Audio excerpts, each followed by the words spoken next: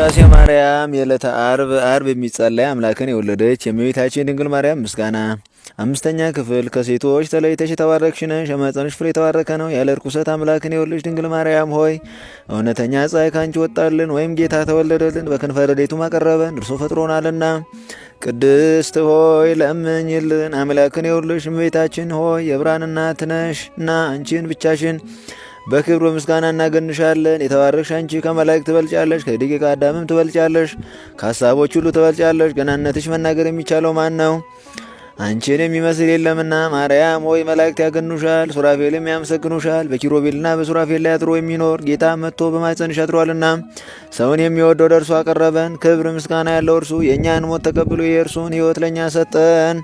ቅድስት ሆይ ለምኝልን።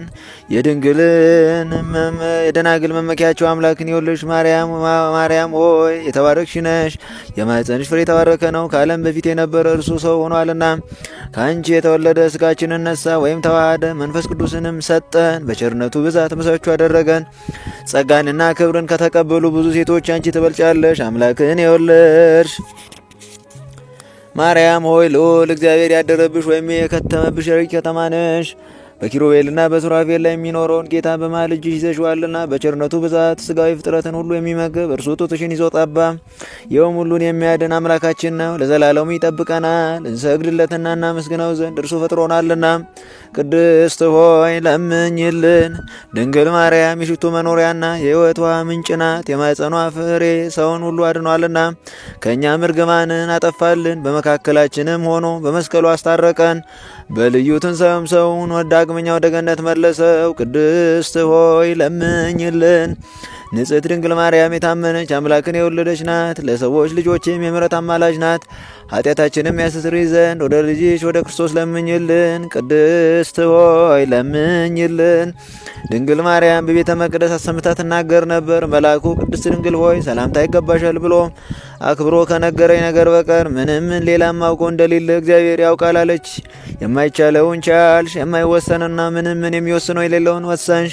በክብር ሁሉ ላይ ጸጋን የተመላሽ ሆይ ምስጋናሽ ይበዛል፣ ክብርሽ ፍጹም ነው። የአብ ቃል ማደሪያ ሆነሻልና የክርስቲያን ወገኖች ምእመናን የምትሰበስቢያቸው ማህያዊ ለሚያድኑ ሥላሴ ሰጊድን ወይም መስገድን የምታስተምርላቸው ሰፊ መጋረጃ አንቺ ነሽ።